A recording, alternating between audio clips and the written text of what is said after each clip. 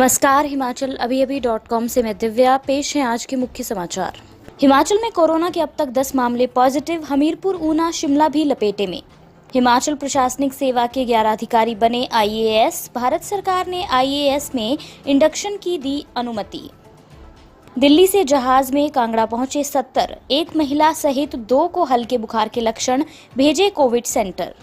ग्रामीणों के भारी विरोध के बीच हुआ कोरोना पॉजिटिव। रत्ती की महिला का अंतिम संस्कार।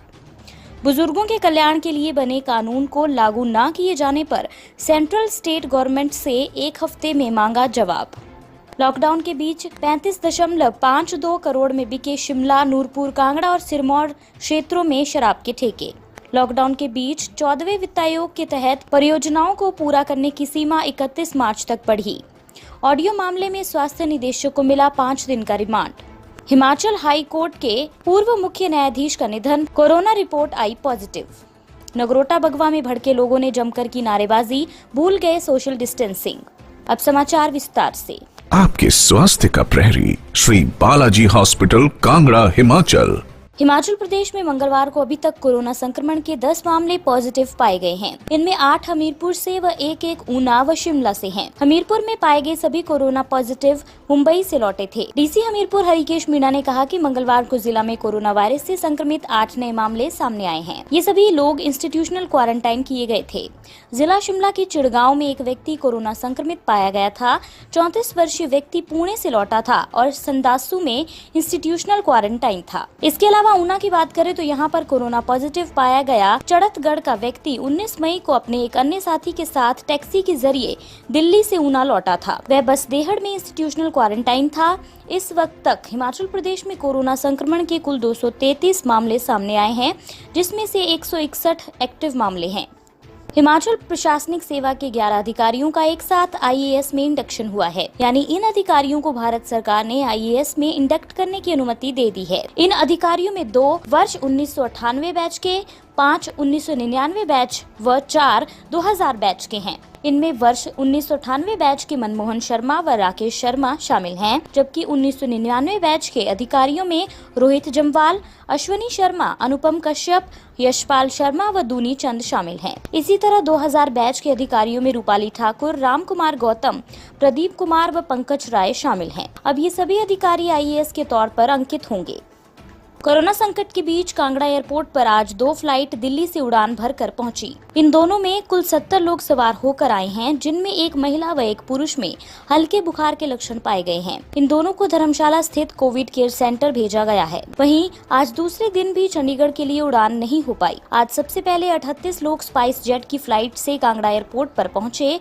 इनमें 31 पुरुष व 7 महिलाएं शामिल थी। वहीं इतने ही लोग स्पाइस जेट के विमान से दिल्ली गए। इसी तरह एयर इंडिया की दिल्ली धर्मशाला दिल्ली फ्लाइट में भी 32 लोग कांगड़ा एयरपोर्ट पर पहुंचे। इनमें 26 पुरुष व 6 महिलाएं शामिल थीं। इसमें से एक पुरुष व महिला को हल्के बुखार के लक्षण पाए जाने पर धर्मशाला स्थित कोविड केयर सेंटर भेजा गया। कांगड़ा एयरपोर्ट पर हवाई सेवाओं के माध्यम से आने वाले यात्रियों में शामिल महिलाओं और परिवारों को होम क्वारंटाइन के लिए भेजा गया।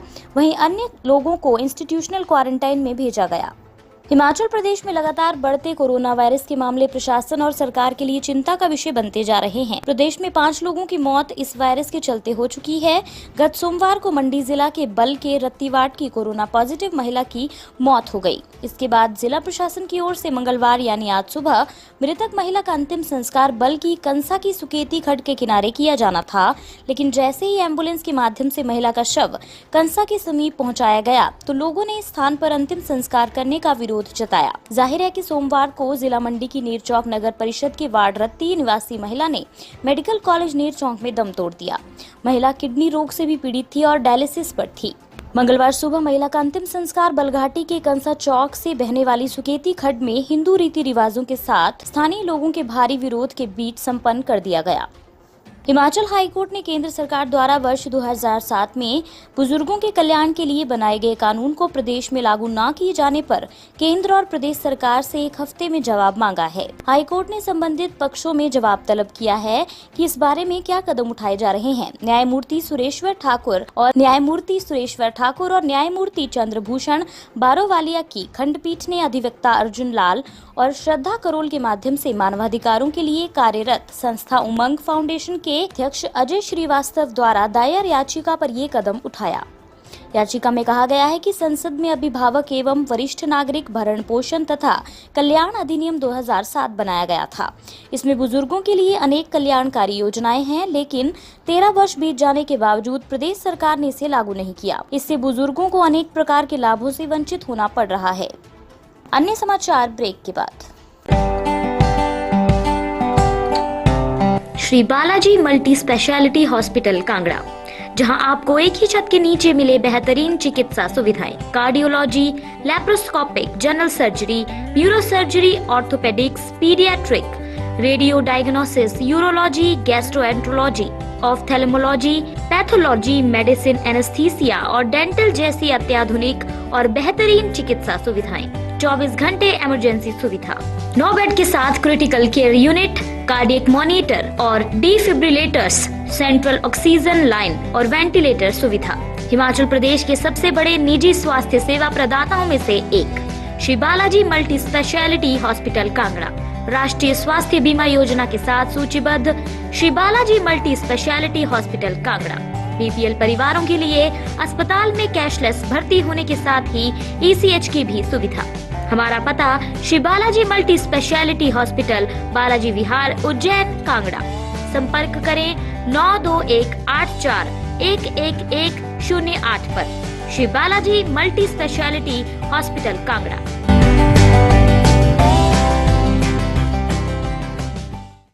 आबकारी एवं कराधान विभाग के प्रधान सचिव संजय कुंडू ने बताया कि कोविड-19 महामारी के कारण लॉकडाउन और आर्थिक मंदी के बावजूद शिमला, नूरपुर, कांगड़ा और सिरमौर क्षेत्रों की शेष बचे शराब के ठेकों को आज 35.52 करोड़ रुपए में बेचा गया। उन्होंने कहा कि कुल शराब के ठेकों के 1190 करोड़ रुपए के व्यवसाय के मुकाबले आबकारी एवं कराधान विभाग राज्य में 1180 करोड़ रुपए का व्यवसाय करने में सफल रहा है। आज की नीलामी को छोड़कर शेष व्यवसाय पूरे मूल्य पर हुआ है। उन्होंने कहा, पहली बार शराब की दुकानों की बिक्री नवीनीकरण, निविदा एवं नीलामी आधार पर मोल भाव के बिना हुई है। पिछले वर्ष खुदरा शराब कारोबार का मूल्य 1085 करोड़ रुपए था और मोल भाव के बाद मूल्य 126 करोड़ रुपए घटा, जिसके परिणाम स्वरूप शुद्ध व्यवसाय 959 करोड़ रुपए रहा। इस वर्ष कारोबार 1180 करोड़ रुपए में बेचा गया है।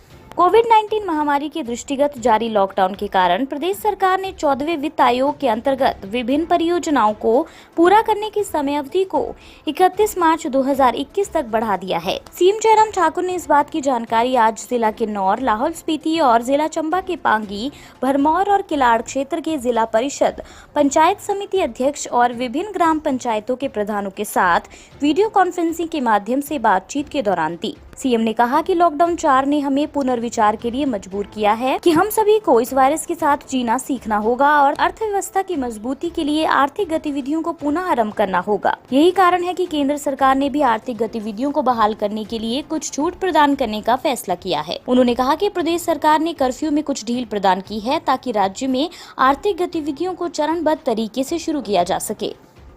निलंबित स्वास्थ्य निदेशक डॉक्टर अजय गुप्ता को मंगलवार को शिमला के विशेष जज 1 की कोर्ट में पेश किया गया, जहां विजिलेंस ने पुलिस रिमांड की मांग की। जांच एजेंसी के अधिकारियों ने अपने पक्ष में कई तर्क दिए।